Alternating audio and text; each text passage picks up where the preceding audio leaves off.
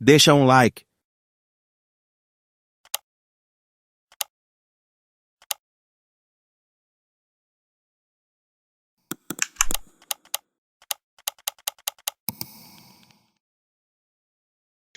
Boa noite, é um prazer muito grande estar conversando com vocês aí, com você que está aí nos assistindo. Pois é, a indústria alimentícia nos adoece e a indústria farmacêutica nos vicia. Então nós estamos doentes e estamos viciados. Esse é o grande problema. Se você analisa a saúde do brasileiro, um indivíduo de 65 anos de idade, ele recebe em média 5 remédios diferentes por dia. Ele recebe remédio para pressão, remédio para colesterol, remédio para diabetes, remédio para artrite, remédio para o estômago. E como esses remédios, no final das contas, todos têm efeitos colaterais, um vai cobrindo o efeito colateral do outro. Chega um momento que o que perturba a pessoa, na realidade, não é a doença original mais. São os remédios que essa pessoa está tomando. Eu acho que você também concorda que a maior riqueza que existe para nós é a nossa saúde. Eu tive a oportunidade de trabalhar no Methodist Hospital, em Houston, por quase 3 anos, fazendo pré- e pós-operatório para os pacientes do Dr. Michael DeBake, que era um famoso cirurgião. E lá iam milionários. Tem a gente que chegava lá no seu próprio avião, só para você ter uma ideia, no seu próprio avião. E eu, naquela relação médico-paciente ali de cabeceira de leito, onde eu cuidava dos que falavam português e dos que falavam espanhol, essa era a minha responsabilidade, mas todos aqueles milionários que estavam lá eram unânimes. Doutor, eu daria tudo que eu tenho para recuperar a minha saúde. Espero que você saiba o valor da saúde. Se você não tem tempo para cuidar da sua saúde, um dia você vai ter que arrumar tempo para cuidar da sua doença. Essa é a grande verdade. Então vamos começar. A sua saúde depende da sua hereditariedade. Aquilo que você trouxe com você no seu genoma, no que você conhece com o nome de DNA.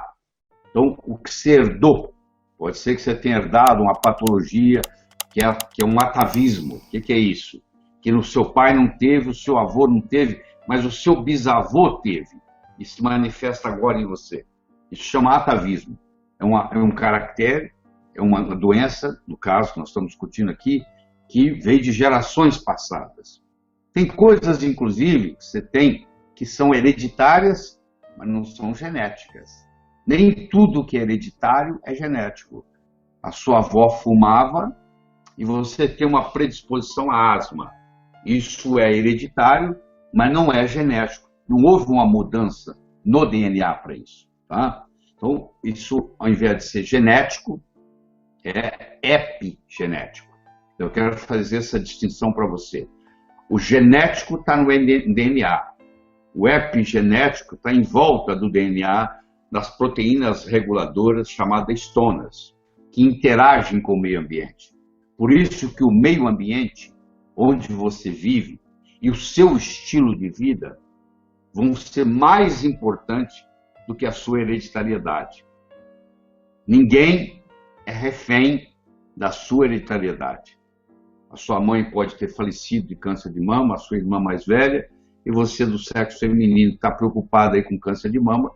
Se eu lhe mostrar o caminho que o Hipócrates, pai da medicina, já dizia que o seu remédio seja o seu alimento, que o seu alimento seja o seu remédio, você vai poder silenciar esse gene que, se expresso, poderia trazer o câncer de mama.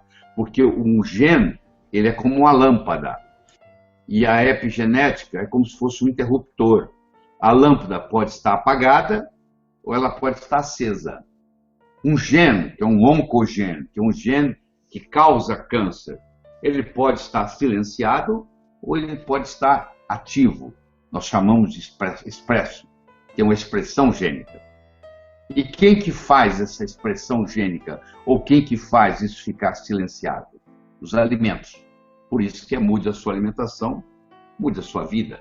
Porque no momento que você aprende a comer certo, infelizmente isso não foi ensinado, os seus pais não lhe ensinaram, porque eles também não sabiam, se eles soubessem, eles teriam ensinado, e você, como todo mundo, ingere mais carboidratos do que deveria, né?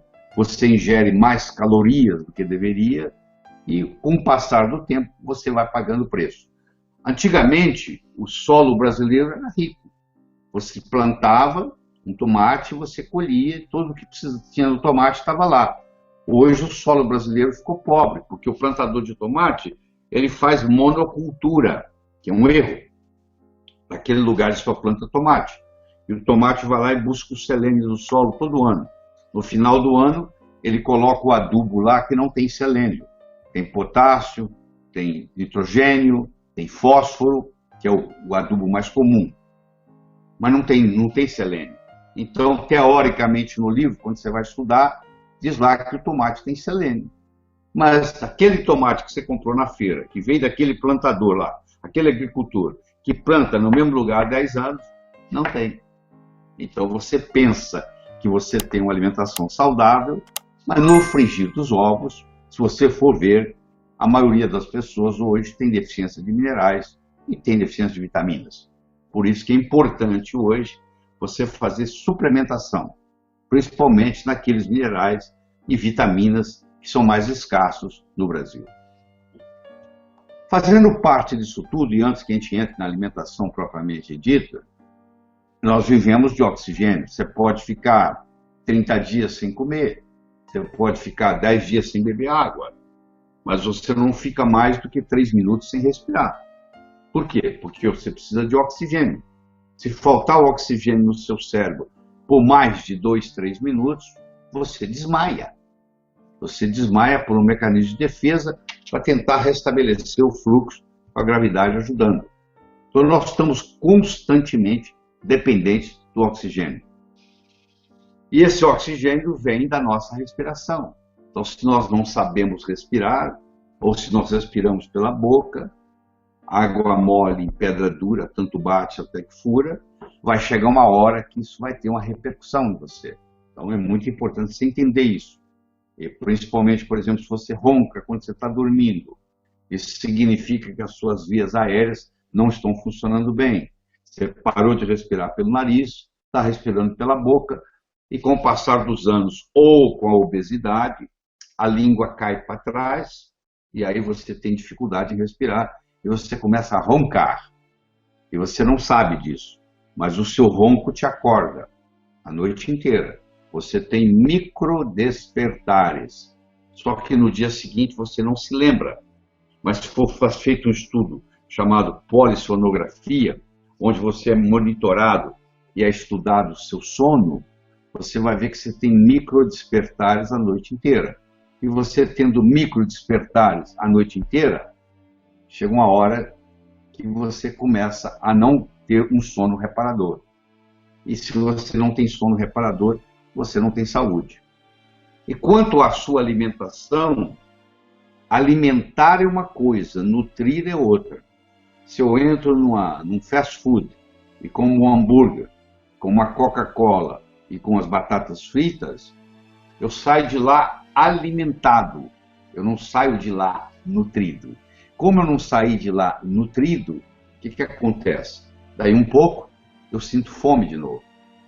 Quando eu alimento, mas não nutro, eu fico com fome, porque as células ficam gritando, ó, manda, eu quero mais alimento, quero mais que tenha nutrientes.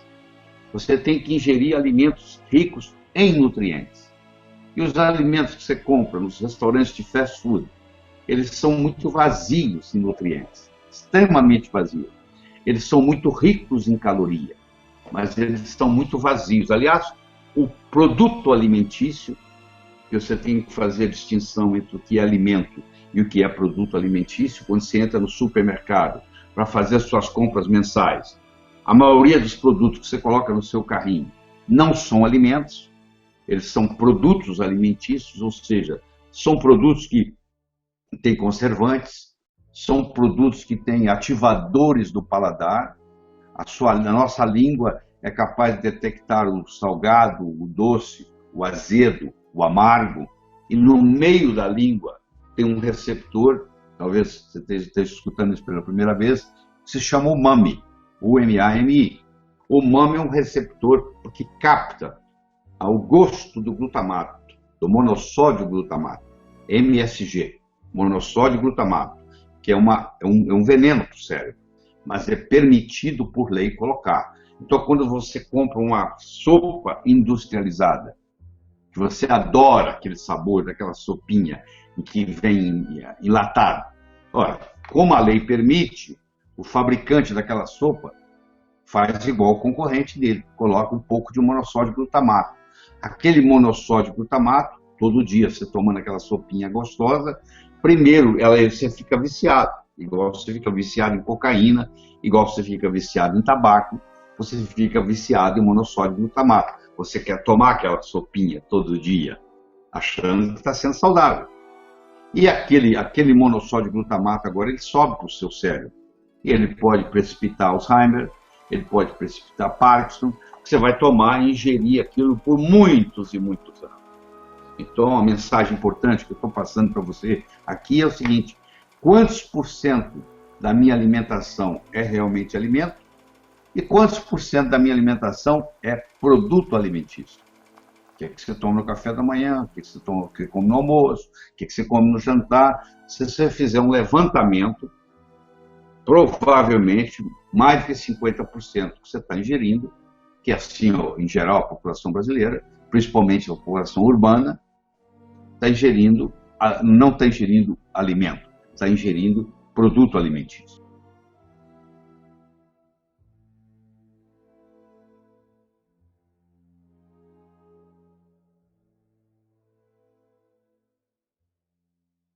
E aí, deixou o seu like?